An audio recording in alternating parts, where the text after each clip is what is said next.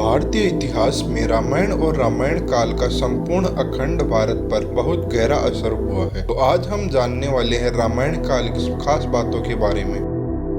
आर्यभट्ट के अनुसार महाभारत काल का युद्ध 3137 ईसा पूर्व में हुआ था, अर्थात सन 2022 के अनुसार 5157 वर्ष पूर्व हुआ था। भगवान श्री राम का जन्म 5114 ईसा पूर्व चैत्र मास की नवमी को हुआ था, अर्थात 7136 वर्ष पूर्व। नए शोधा अनुसार यह सिंधु घाटी सभ्यता का प्रारंभिक काल था।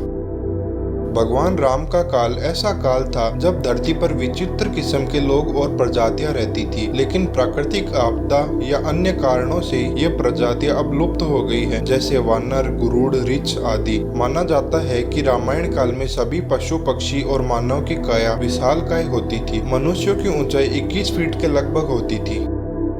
रामायण काल में भवन, पुल और अन्य निर्माण कार्यों का भी जिक्र मिलता है। इससे पता चलता है कि उस काल में भव्य रूप से निर्माण कार्य किए जाते थे और उस काल की वास्तु एवं स्थापत्य कला आज के काल से कई गुना आगे थी। उस युग में विश्वामित्र और मयासुर नामक दो प्रमुख वास्तु और ज्योतिष शास्त्री थे। दोनों ने ही कई बड़े बड़े नगर, महल और भवनों का निर्माण किया था। वाल्मीकि रामायण में वर्णन मिलता है कि श्री राम ने सेतु के नामकरण के अवसर पर उसका नाम नल सेतु रखा था। इसका यह कारण था कि लंका तक पहुंचने के लिए निर्मित पुल का निर्माण विश्वकर्मा के पुत्र नल द्वारा बताई गई तकनीकों से संपन्न हुआ था। रामायण काल में ऐसे कई मायावी असुर, दानव, वानर और राक्षस थे जो आश्चर्यजनक रूप से शक्तिशाली थे, जैसे कि सुमाली, रावण, माल्यवन, मारीच, विराट, अहिरावण और अन्य जन।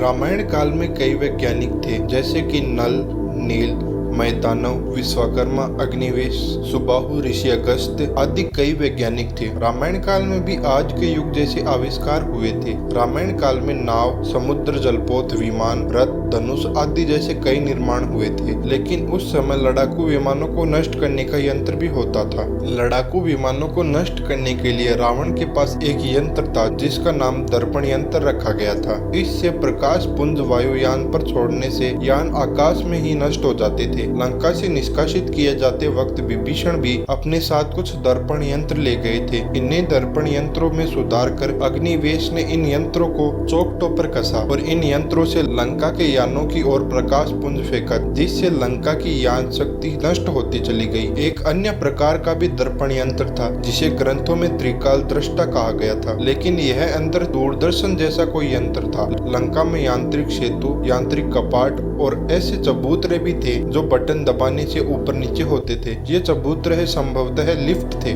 साथ ही रामायण काल में विभीषण के पास दूर नियंत्रण यंत्र था जिसे मधुमक्खी का नाम दिया गया था और जो मोबाइल की तरह ही उपयोग होता था। लंका के 10,000 सैनिकों के पास त्रिशूल नामक के यंत्र थे जो दूर दूर तक संदेश का आदान प्रदान करते थे। तो ये थी रामायण काल की वो 5 बातें जो आज भी कई लोगों को नहीं पता है।